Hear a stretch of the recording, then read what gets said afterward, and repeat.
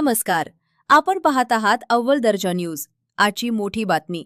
पैठण तालुक्यातील नवगाव येथून नवगावच्या नुराणी मस्जिद जवळील मोठा नाला मागील 15 दिवसांपासून तुंबलेला असून घाणीचे पाणी थेट मुख्य रस्त्यावर वाहते. हे सांडपाणी गावातील मुख्य चौकातून हॉटेल, कपड्यांची दुकाने आणि किराणा दुकानांसमोरून वाहत असल्याने नागरिकांना तीव्र दुर्गंधीचा सामना करावा लागते. स्थानिक नागरिकांनी ग्रामपंचायत अधिकारी आणि प्रशासकांकडे वारंवार तक्रारी करूनही अद्याप कोणतीही कारवाई झालेली नसल्याचा आरोप केलाय. त्यामुळे गावकऱ्यांमध्ये संतापाचे वातावरण आहे.